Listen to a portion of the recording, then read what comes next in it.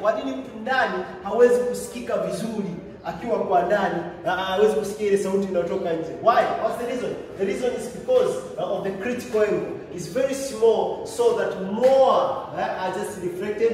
Most waves are reflected, lakini few are being transmitted, so that the person inside cannot hear easily because of the critical angle. Reason is the critical angle, which is 14 Hz. Okay, so the sound travels faster in a rain day than in a dry day.